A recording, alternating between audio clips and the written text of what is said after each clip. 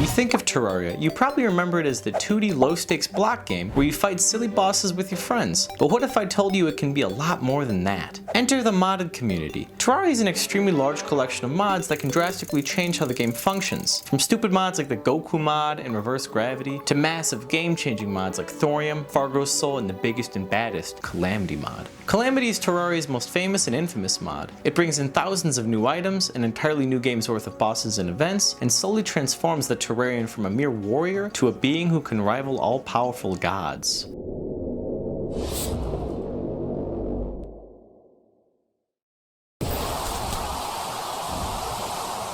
It's an extremely fun way to play alone or with friends, and offers a far more engaging and challenging experience than the vanilla game. There's just one issue though. It's complicated. Really complicated. Between new items, bosses, and game mechanics, the mod can be a daunting task for new players. And while there are reviews and class setups online, I kind of feel like there should be a more open concept style video. Something that doesn't tell you everything that you should be doing at every part of the game, but rather just a video that gives you the basics so you know how to start. A beginner's guide to Terraria, one could call it. So for today, ladies and gentlemen, I, Tamogaro, will be diving into the basics of Terraria's Calamity Mod.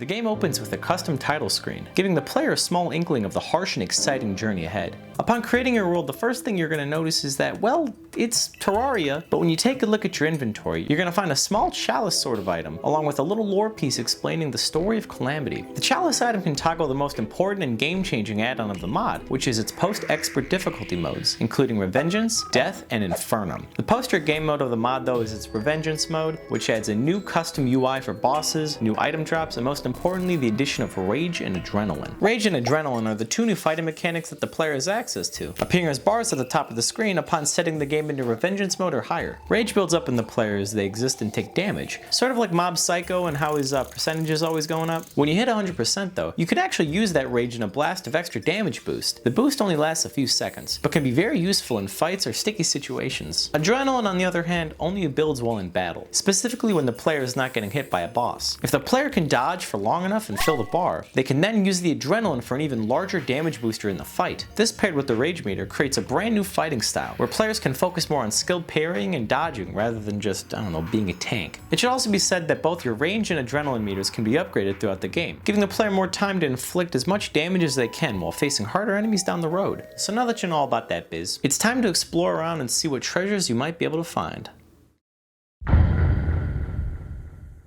Now, Calamity adds in a huge variety of new enemies, bosses, and biomes upon world generation. These can include the Sunken Sea, the Profane Desert, the Frozen Hell, the Sulphurous Sea, the Abyss, the Brimstone Crag, the Astral Infection, the Bloody Corn Maze, the Sky Abyss, the Barren Strait, the Evil Island, the Shrines, Planetoids, and the Arsenal Labs. So there's definitely going to be a lot to see, and many biome-specific bosses and items to fight and gather. Some biomes don't even appear until later in the game, so players should always take their time adventuring around the world and finding new interesting items, just like they would when they first played Terraria. I will say though, you should definitely be checking out the oceans in your world, especially the depths that might be below.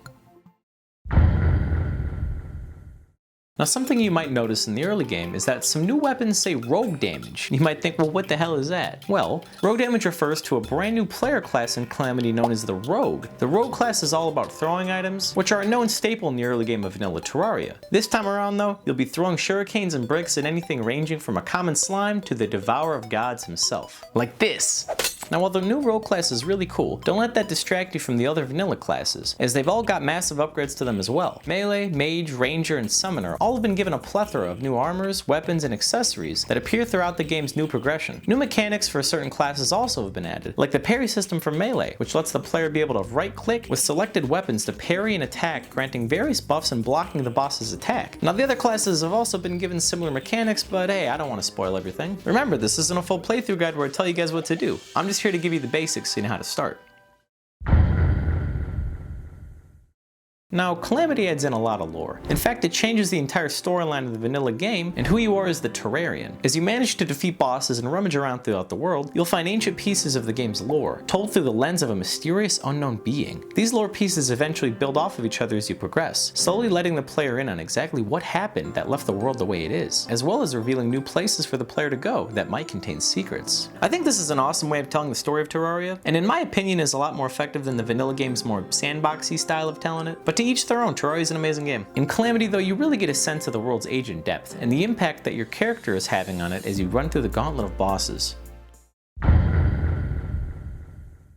Calamity is a wonderfully fun progression, with pretty much every class being decently usable throughout the entire part of the game. That's also saying a lot, given the vanilla game still can't really seem to get this right. I'm looking at you, beginning game mage. You are impossible. The mod adds a whopping 27 new boss enemies, including brand new bosses, mini bosses, and event-only bosses to the game. Now these are all spread out pretty evenly throughout the game's story, but Calamity's golden horse, what made it so popular in the first place, is its post-Moonlord content. Now in order to avoid spoilers, I won't say much about this part, but this is where the game goes from adequate to absolutely batshit insane. Players should make sure that they upgrade their equipment along with their hearts and mana as well throughout the game before this, so that they're not underpowered for when it gets truly serious.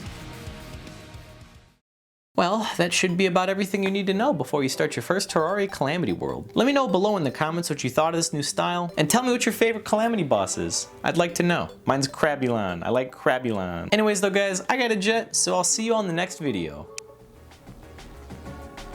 Shit.